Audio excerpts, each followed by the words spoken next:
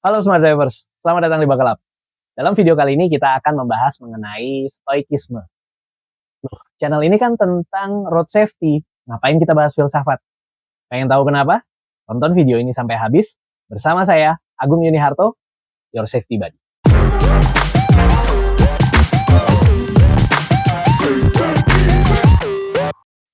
Belakangan ini semakin banyak orang yang tertarik pada stoikisme. Filsafat kuno ini semakin populer terutama di kalangan anak-anak muda. Nah, apa sih sebenarnya stoikisme itu? Stoikisme adalah sebuah filsafat yang berasal dari Yunani kuno yang mengajarkan pada pengendalian diri, menjaga ketenangan pada segala situasi, dan berfokus pada hal-hal yang bisa kita kendalikan. Nah, kenapa kita bahas di channel ini? Ya karena ketiga hal tadi, kalau kita terapkan dalam situasi mengemudi, itu adalah bentuk dari sikap defensive driving kita. Ketika kita mengemudi, kita berhadapan pada situasi yang bukan saja bisa membuat kita stres, tapi juga bisa membahayakan keselamatan diri kita. Berlaku ketika smart drivers mengemudikan mobil atau juga sepeda motor atau kendaraan berat, ketika berjalan di jalan raya, banyak sekali hal-hal yang bisa mengganggu kita bahkan membahayakan kita.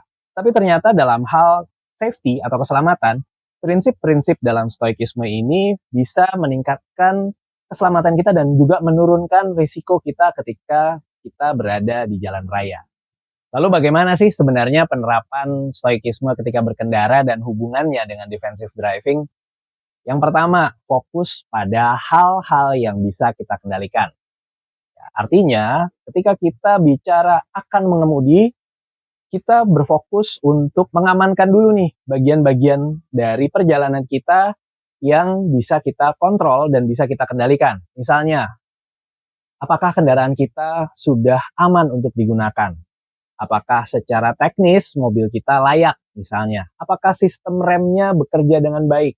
Apakah mesinnya berjalan dengan baik? Ketika kita fokus pada hal-hal yang bisa kita kendalikan ini, tentunya akan mengurangi hambatan di jalan raya dan juga pastinya risiko kita mengalami kecelakaan akan bisa kita turunkan dimulai dari hal-hal yang bisa kita kontrol. Katakanlah misalnya mengenakan sabuk pengaman. Tidak hanya penumpang depan, termasuk juga penumpang belakang. Itu masih ada di dalam jangkauan kontrol kita. Jadi kita fokus pada pencegahan ya dengan melakukan tindakan-tindakan yang bisa mengamankan diri kita. Dimulai dari persiapan kendaraan. Kedua, yang masih bisa kita kontrol adalah apakah smart driver sudah siap untuk berkendara atau mengemudi. Apakah smart driver ngantuk misalnya. Menjaga bahwa badan kita cukup istirahat tentunya ada di kontrol kita, tidak dikontrol oleh situasi dan kondisi di luar diri kita. Kemudian apakah smart driver sebelum mengemudikan mobil atau mengendarai sepeda motor tidak dalam pengaruh zat-zat yang bisa mengurangi konsentrasi smart drivers? Apakah smart drivers minum obat atau alkohol dan sebagainya? Bagaimana situasi di dalam kendaraan? Bagaimana dengan gear ya, khususnya untuk pengendara sepeda motor?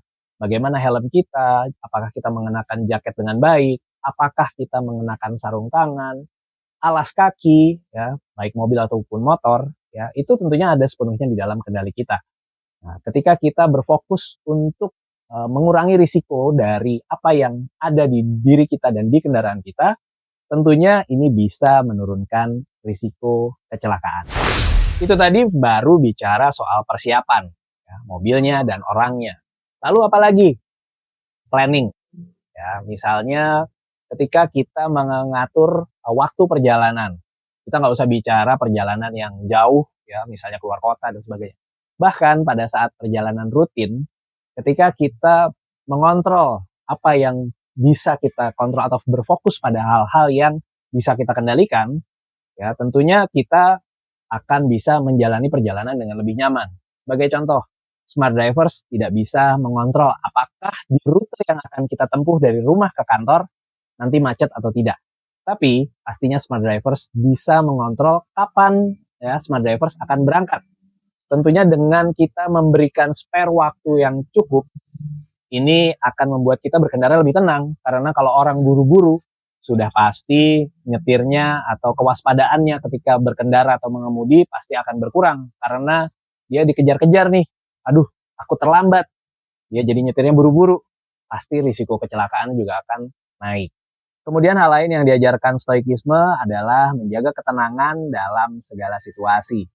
Dengan kita sudah mengkondisikan hal-hal yang berada di dalam kontrol kita bisa mengemudi atau berkendara dengan lebih tenang. Ya, ketika smart drivers tidak buru-buru, ya situasi dan kondisi lalu lintas tentunya tidak akan terlalu mengganggu.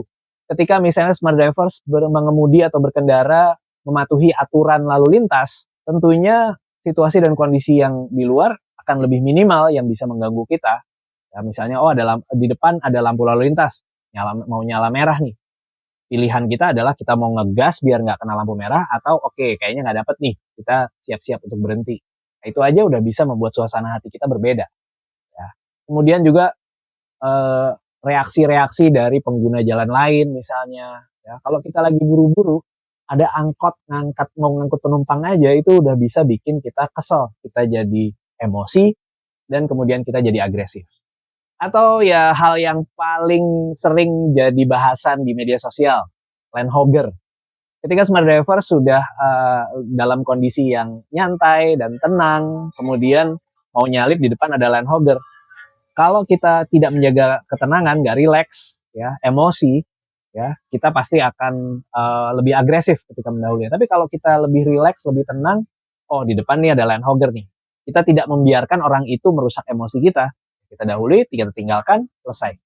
Jadi kita tidak membiarkan situasi dan kondisi yang ada di luar kendali kita mengganggu emosi kita. Itulah sikap kita atau sikap defensif kita. Lalu apa lagi?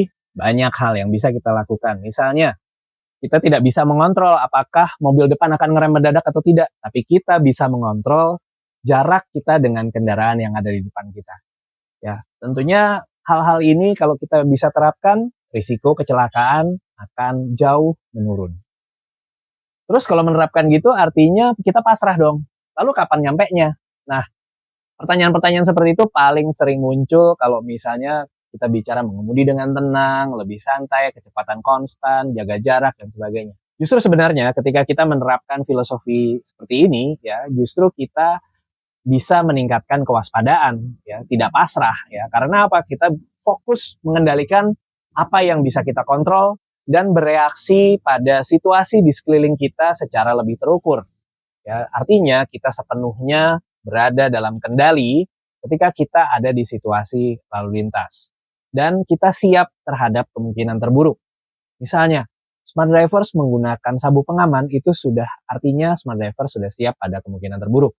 Karena sekali lagi, sabuk pengaman itu nggak ada gunanya ketika kita tidak mengalami kecelakaan. Sabuk pengaman itu baru berfungsi kalau kita mengalami kecelakaan.